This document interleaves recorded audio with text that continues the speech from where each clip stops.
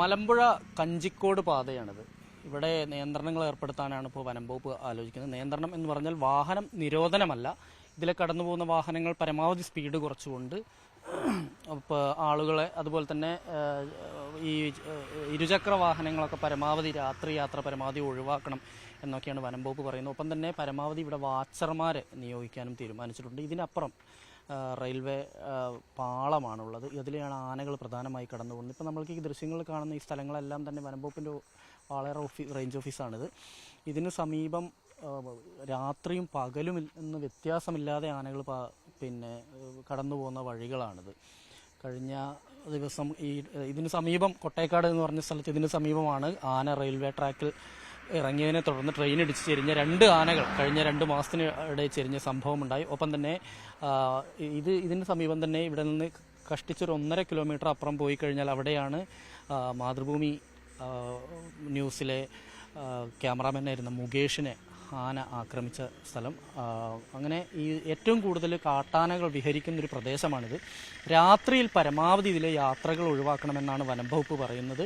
അതുപോലെ ട്രെയിനിൻ്റെ സ്പീഡ്, അതായത് ഇതുവഴി കടന്നു പോകുന്ന കാരണം ഈ പ്രൊജക്റ്റ് എലിഫന്റ് ഏരിയ വരുന്ന അതിൻ്റെ ഭാഗമായുള്ളൊരു സ്ഥലം കൂടിയാണിത്. നിരവധി ആനത്താരകളുള്ള സ്ഥലമാണ്. ആനകൾ സ്ഥിരമായി കടന്നു പോകുന്ന വഴികളാണ്.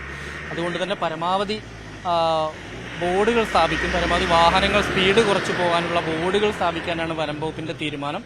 ഒപ്പം തന്നെ വാച്ചർമാരെ എല്ലാ സ്ഥലങ്ങളിലും ഈ വനമേഖലയോട് ചേർന്ന് കിടക്കുന്ന റോഡിൻ്റെ ഭാഗങ്ങളും എല്ലാം തന്നെ വാച്ചർമാരെ നിയോഗിക്കുകയും ഒപ്പം തന്നെ വാഹനങ്ങൾക്ക് കൃത്യമായി വാഹന ഉടമകൾക്ക് ബോധവൽക്കരണം നടത്തുന്ന ഉൾപ്പെടെയുള്ള പരിപാടിയിലേക്ക് പോകാനാണ് വനം വകുപ്പ് ആലോചിക്കുന്നത്. ഒപ്പം തന്നെ ഈ റെയിൽവേയുമായി കൂടിയാലോചിച്ച ശേഷം ഇവിടെ ഈ റെയിൽവേ ട്രാക്കിന് സമീപം ഈ ട്രെയിനുകൾ കടന്നു പോകുന്നതിൻ്റെ സ്പീഡ് പരമാവധി രാത്രി സമയങ്ങളിൽ കുറയ്ക്കുക. ഒപ്പം തന്നെ ഈ ആനകൾക്ക് കടന്നു വരാതിരിക്കാൻ വേണ്ടി ആവശ്യമായ ഫെൻസിംഗ് സംവിധാനം, അതായത് സൗരോർജ്ജ വേലി സ്ഥാപിക്കുന്നത് ഉൾപ്പെടെയുള്ള കാര്യങ്ങളുടെ ആദ്യഘട്ട ചർച്ച പൂർത്തിയായിട്ടുണ്ട്. അങ്ങനെ വരികയാണെങ്കിൽ ആനകൾ ഈ റെയിൽവേ ട്രാക്കിൽ ഇറങ്ങാൻ കഴിയില്ല. ഒപ്പം തന്നെ റോഡിൽ ഒരുപക്ഷെ ഈ വനമേഖലയിൽ സൗരോർജ്ജ വേലിയൊന്നും സ്ഥാപിക്കാൻ കഴിയില്ല. അതുകൊണ്ട് തന്നെ ഇവിടെ വാഹനങ്ങൾ മെല്ലെ പോവുക.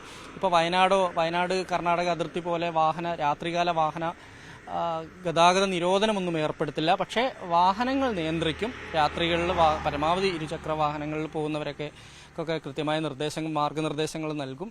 ഒപ്പം തന്നെ ഈ വാഹനങ്ങൾ പരമാവധി ഈ മേഖലയിലൂടെ സ്പീഡ് കുറച്ച് പോകുന്നതിന് ആവശ്യമായ നിർദ്ദേശങ്ങൾ നൽകും എന്ന് തന്നെയാണ് വനം വകുപ്പ് വ്യക്തമാക്കിയിട്ടുള്ളത്.